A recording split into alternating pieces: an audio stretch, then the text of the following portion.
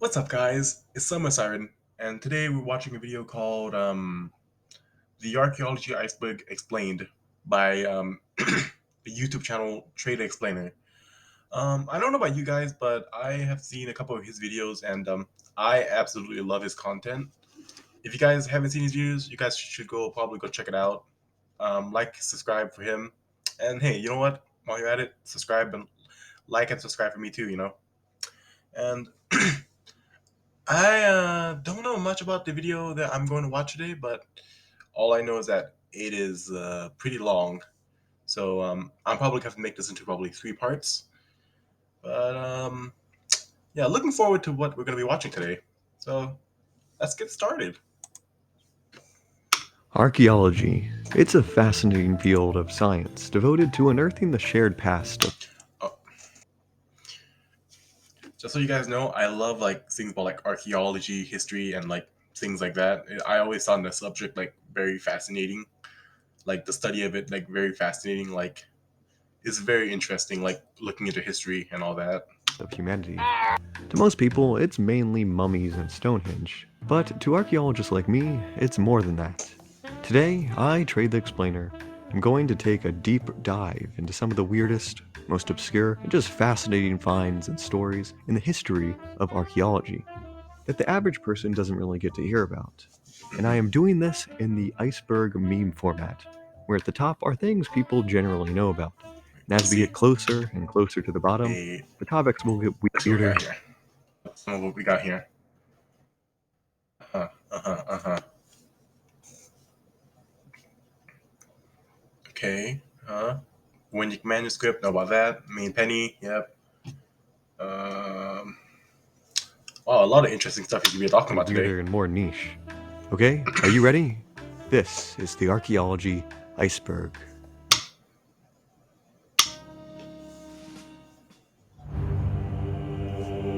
All right, first layer. Let's go. So I'm guessing like this is what like everybody like what the general population would know about like history and stuff and archaeology.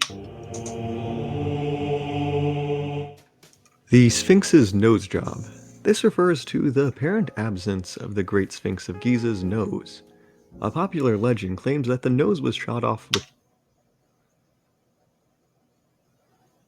a cannonball by a couple of Napoleon Bonaparte's soldiers during the 19th century. This story, however, is clearly false, as many illustrations show the Sphinx already lacked a nose centuries before Napoleon was even born. The nose is thought to have been intentionally removed sometime during the 3rd to 10th Mhm. centuries AD. It also once had a beard. It was aliens. This statement refers to the fringe ancient I I am pretty sure we have all watched that show at some point, or at least heard of it. Oh my god, you can just lose brain cells just watching the show. Like 2 minutes in, you can feel yourself losing brain cells. astronaut or ancient aliens conspiracy theory, popularized by Eric von Däniken. The theory is essentially that ancient civilizations, namely non-European ones, couldn't have constructed or made their technological advancements without the assistance of a more advanced civilization of aliens teaching They could not do it because they weren't white. them how to do it. Aliens apparently helped build everything from the pyramids to Stonehenge to the Nazca Lines because we were too stupid to do it ourselves. 5,000-year-old murder mystery. A reference to Otzi, the Iceman. If I remember correctly, I think he was also like the oldest recorded like that is like as old as we know of like we were making tattoos on people. Like he's the oldest recorded evidence of tattoos appearing on humans. Naturally mummified human body dating to 3300 BC. He was discovered encased in ice on the border between Austria and Italy, with his clothes, belongings, skin, and organs all intact.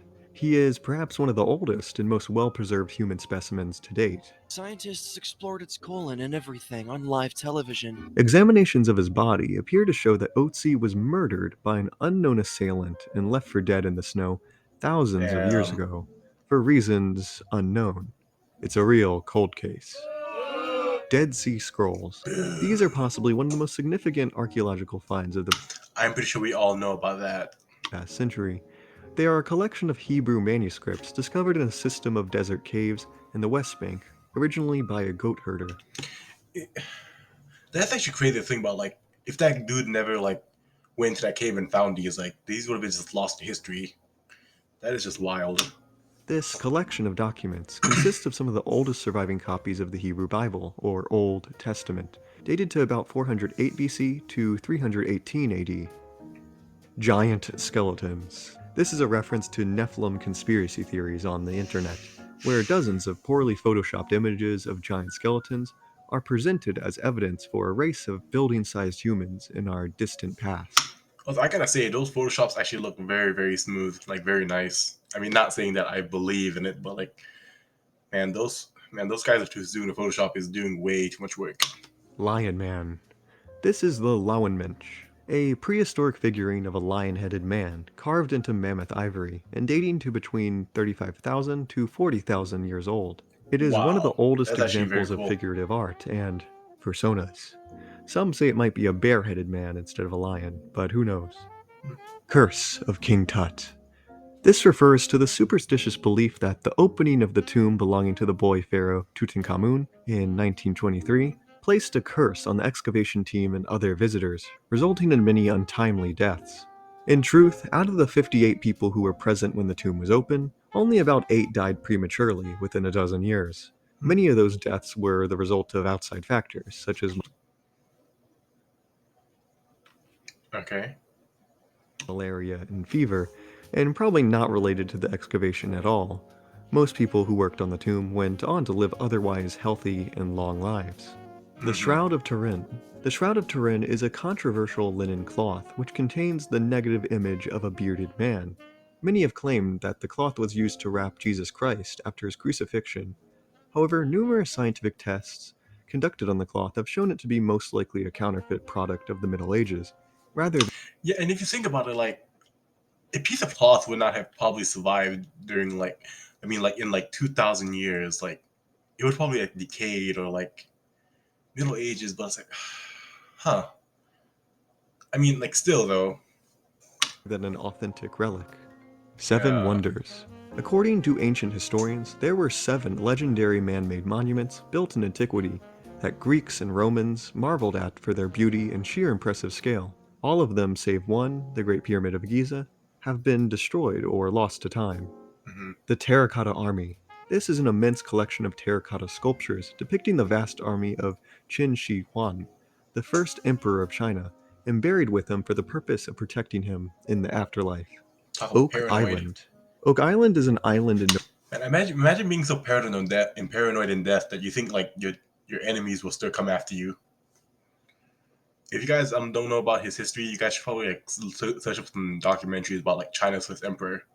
It is a fascinating yet very crazy story. Nova Scotia that has been the focus of pseudo-archaeologists for Wait, what several was this? hundred years. The island is for the purpose of protecting him in the afterlife. Oak Island. Oak Island is an Oh, island in Nova Scotia. for those people who have way too much time in their hand and like, what for those people who have way too much time in their hand and has been going around YouTube or like searching up shows, you have probably come across this because I know I have. Many enthusiasts have become convinced that anything from alien technology, to pirate gold, to the Ark of the Covenant, to Shakespeare's lost plays exists beneath the island, in the so-called Money Pit. The search has been fruitless for many decades, as no significant treasure site or artifacts have been uncovered, despite the claims of its proponents. I wonder what's going to be the next claim or what's on there. What's next, huh? Oh, look, we found this spaceship here. Yeah, and it was used by Genghis Khan. There's probably nothing there. Also, like King Tut's tomb, a curse is believed to exist around the site. However, this hasn't been substantiated. Level 2, archaeology normie. Let's go. It wasn't aliens. If there's one thing archaeologists have discovered, it's that humans are crafty and smart buggers, constantly finding unique and ingenuitive ways to reach a Hmm. goal. Just because it wasn't white people doesn't mean it was aliens. Exactly. Man, it could not have been said any better. The Walking Heads. In 2012, a team of Oh, I archaeologists remember seeing this. successfully transported a 5-ton Moai head replica using only ropes and manpower. as an experiment to replicate the methods by Mhm. which the people of Easter Island in the past might have transported the heads themselves. No alien And it seems very plausible too, like considering like how close these like stones where they were probably um like mined out of, like it is entirely plausible that they could have done it with that. Huh. aliens were required. Internal ramp theory. This refers to one of the several competing methods by which the Great Pyramid of Giza was constructed. The internal ramp theory posits that an internal spiral ramp exists within the pyramid itself and aided in the dragging of building materials during construction. Archaeological evidence supporting this view exists, although it has not been fully accepted yet. There is Hmm. seemingly a universality of humans' tendency to draw these little rocket ships on every. We all know what that is. Oh look, he probably left his name on there too. Or like, oh man. Thing. Augustus under the stairs. This is the Meroe Augustus, a decapitated bronze head originally belonging to a statue of the famous Roman emperor.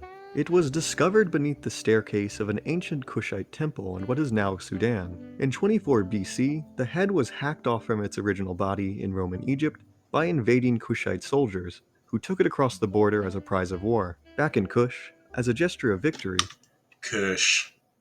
the head was buried beneath the temple staircase, so worshippers would symbolically step on the defeated emperor's face. Damn. This Talk about savage. Like, man. insult, however, had the unintentional See, that's what you guys should always do. Like, you have someone you don't like, get a picture of them, and put it right under like the stairs of something. consequence of preserving it over So then, thousands of years. Better like, we all know those houses that have like those the little tiny room under the stairs. Post a picture right there, so each time you step on it, you're stepping on him or her or whoever. Insert whoever name of whoever you want. There we go. than pretty much any other Roman bronze. Notably, the head retains its decorative inlaid eyes that are often missing in other specimens. Yeah, it really brings the statue to life. Also, the eyes look like prime meme material. Cave paintings are movies. This is an interesting theory concerning the extra heads and extra limbs that are commonly depicted in. Yes, I actually do know about this one. It's like it's a theory of that like because back then they would have used like torches and like fire, and those like flicker in the light. So like as you're looking at the caves and the paintings, like, you would also like with the lights flickering, you can see like also the shapes move with it. Prehistoric cave paintings of animals. The theory speculates that these duplicated body parts were drawn intentionally to create the illusion of movement. The light of torches would twist the shadows along the cave walls and make the images appear to come alive through a primitive form of animation by early humans. I was here. Throughout history, humans have always had the tendency to leave dumb, goofy inscriptions simply stating they were here. There's literally thousands of examples of these. Work That's crazy, in actually. progress. The best way for archaeologists to learn about how peoples in the past did things is to see what they just gave up on and left incomplete Mhm. or abandoned. For example, there are dozens of unfinished moai, or Easter Island heads, Mhm. and Egyptian obelisks chiseled out of the rock. Yeah, like things like these, like as people were building them, they would like a stone. Like if you guys didn't know, stone can actually crack very easily in like the right spots. That's basically how like they carved out the stones and like for the pyramids. They basically like they cracked stone until like they got it in rough enough shape, and then they started like chiseling it down. Like something like this. Somebody was probably like you can see the crack here. They were probably chiseling it, and then some dude probably effed up and it cracked, and then eventually they had to give up because like you want a whole block for an obelisk, so you know they kind of had to just leave it. But never fully completed. These are often I bet the guy who did that was probably roasted. due to accidental damage during construction, or a simple lack of enthusiasm to finish them. Some of these things are still waiting to be finished after thousands of years. Man, I thought my procrastination was bad. Hmm. Europeans ate mummies. From the If you look into it, it's very very morbid. Middle Ages up until relatively If you recently, dig very deep wealthy into this, Europeans would consume the flesh of Egyptian mummies by grinding them into a powder called mummia. It was believed that this powder and the fact that they like kept getting mummies, it got to the point where like they were running out of mummies, so they had to make like fake stuff, like counterfeit. Look at us nowadays. We have like these counterfeit shoes. Back then, they had counterfeit mummies, I guess. Water had great medicinal properties and could treat gout, epilepsy, and cataracts. King Richard found in a parking lot. Remember that one time archaeologists straight up found the skeleton of King Richard III, the I last do. king of the Plantagenet dynasty, beneath a car parking lot? Good time. I mean, it wasn't always a car parking lot. It was like part of the church right there before it was parking lot. And I can't like it was paved over, you know. I mean, if you think about it, like a lot of things are paved over nowadays. Like, imagine looking down out at your highway and thinking what's buried under there. Ancient statues and buildings were colorfully painted. Although many of the ancient statues Anybody who's playing like Assassin's Creed Odyssey, we all know that. and buildings that survive to us today appear to be rather drab stone or smooth white marble, in the past they would have looked much different. Closer analysis of these monuments have shown that many would have been beautiful. And most you would have thought like even though these are reconstructions, these would have probably not how would have it looked like. It's I mean like this is kind of creepy, but it's like back then you would have thought that people back then would have had like different shades, different colors, and also like over time like the colors would have worn down, so it would have given more of a character to the statues. Beautifully painted in their heyday, with faint traces of their pigments still detectable. The ancient world was in truth very bright and vibrant. And I remember like I think like people during the Renaissance or stuff like they knew it was painted, but like they went out of their way to like remove the paint, like to hide the evidence that it were painted. From this statue of Augustus, to the entire Parthenon, to Aztec temples, to the Sphinx's face, all of it would have been filled with color. Man, that is actually really beautiful. But due to time, many of these pigments have long since faded. Mm. Hi, doggy. All right, level 3 amateur excavator. KV-55 is Akhenaten. Refers to the interpretation that the mummy and Valley of Victory I don't know a lot about Egyptian like history or archaeology of like that sort about Egypt, so like bear with me. King's tomb KV-55 is the infamous monotheistic pharaoh Akhenaten. DNA evidence appears to support this long-suspected identity, as the individual in this tomb was both the son of Amenhotep III, as well as the father of Tutankhamun. Creeping feathered serpent shadow. During the spring and autumn equinoxes at the Mayan temple of Kukulkan in Chichen Itza, the sun hits the pyramid in just the right way that it causes a series of triangular shadows to creep down the front stairway. And then it looks like a This serpent. effect only lasts a few minutes out of the entire year, but through this clever arrangement of architecture, the dark body of the feathered serpent god appears to slither down to its fearsome carved head. Donkey-headed Jesus. This is the Alexamenos graffito, a piece of graffiti in Rome that might be the earliest depiction of Jesus.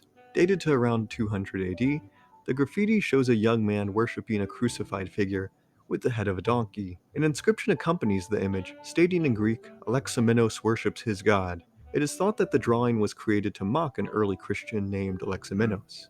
The donkey I mean, I wouldn't really say mocking, but like more or less like misinformed or like they're not really like knowledgeable about like the subject and stuff. Like even now, like I'm pretty sure some people don't know enough about like other religions, so like and then they would start like judging or like think wrongly of them. But the more you explore it, the more you understand about how people think, like those people in in those religions and how they think. headed figure being an insulting caricature of Jesus of Nazareth. Mesoamerican grills. Among several pre-contact cultures in Mesoamerica, the teeth of elites were drilled into Damn, the dude has some bling, some good ones and filled too. with inlays of precious stones and jewels. These ancient grills were a type of status symbol. Oh man, that would have hurt too. Like, man, I'm like almost really crying. Like when the doctors have to drill and like fill in my cavities. Man, that just looks painful As well as a huge health and hazard. unhealthy. Yeah, there So we go. much has been lost. Everything that has survived is only an incredibly small fraction of what actually existed in the past. Roman bikinis. There are several well-preserved Roman floor mosaics that depict a bunch of women wearing bikini-like athletic outfits. Voynich manuscript. The Voynich manuscript is a rather mysterious document written in an unknown writing system. Imagine writing like a whole book but then writing in a language that only you know. And even like what I think like Middle Ages, yeah, like paper would have probably been like, or parchment would have been probably hard to get onto, like get your hands on. And you writing on a in a whole in your whole own in your own language, man, that would have been, oh man. System. It consists of nearly 240 pages and is You're either a really really smart person doing this, or you're really really dumb. filled with illustrations of fictitious plants, mythical creatures, and people. It has been carbon dated to the early 15th century, although its exact origin is a little muddy. It is unclear who wrote the manuscript and why. It seems probable that it was written in some kind of cipher or code that only the author understood. Andean brain surgery. Several civilizations in the Andes Mountains conducted skull and brain surgeries and were actually pretty good at it, as evidenced by the high survival rate of patients, estimated to be around 90%. If I remember, like they did this so like I think it was a concept of like being being able like to hear the gods or something like that. I can't remember. Gospel of Judas. This refers to one of the lost Gospels found in the Nag Hammadi Library, a collection of religious texts belonging to an early but now extinct sect of Christianity. The only fragmentary copy of the Gospel of Judas that survives to us is one of the most intriguing of these documents, as it narrates an alternate narrative of Jesus' crucifixion and frames Judas not as a traitor but a loyal servant to the end. Undeciphered languages. All around the world, there are dozens, if not hundreds, of inscriptions on everything from clay tablets to old boulders, written in systems of glyphs and symbols that are as of yet undecipherable to modern experts. Although we That's actually quite sad to think about. Like if you think about all the civilizations that have like existed and then also went, like you can only think about how many writing systems they probably left and like their languages, and then like all you have left of their history and everything they did is like on these like tablets or like stones that you can never read or be able not to like. And if even like Egyptian, like the only reason why we're able to read it is because like some dude like wrote the same thing in Latin and Greek, and that's why we're still able like to read it, because we still know how like we still know how to read and write Greek and Latin. But I think even like in Egyptian, I'm pretty sure like there's like some letters we cannot decipher because like, it was never like translated into Greek and Latin. But yeah, would very much like to, we currently have no way to read what these inscriptions say, because the languages they are written in have been lost to time.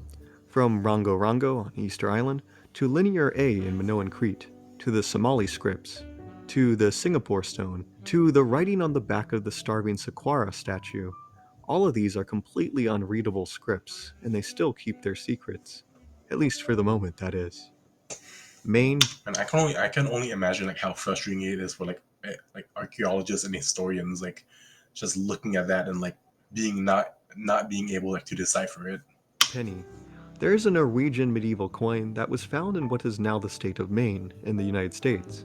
If this artifact is genuine, it would support the idea that Norsemen from Europe had not only crossed the Atlantic Ocean on their longships, but had contact and conducted trade with Native Americans centuries before Christopher Columbus.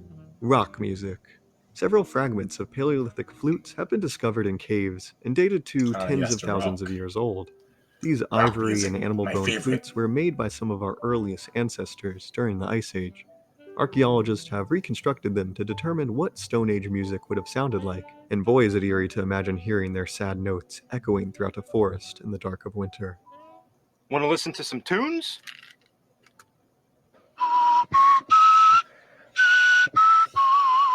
Cat on the Roof. As this Roman roof tile shows, even after 2,000 Oh, years, cats have never changed. little menaces Hey, they don't touch are. that mask. Refers to an image of a carved Don't touch that greenstone mask, guys. mask discovered beneath the Pyramid of the Sun in Teotihuacan, Mexico, back in 2011. Due to its resemblance to the stone mask in JoJo's Bizarre Adventure, and the mask, a lot of people online joked that the archaeologist should leave the mask alone because disturbing it would end the world. Ah, they might have been right. I mean, to be fair, has anything like after like 2012 felt real? Faces of the dead. In Roman Egypt, mummies of people belonging to the upper class were typically buried with highly detailed portraits of their living faces. Many of these coffin portraits have survived to us over the centuries Hmm. and are incredibly lifelike, showing a wide range of facial shapes, hairstyles, and personalities. Ocean Man.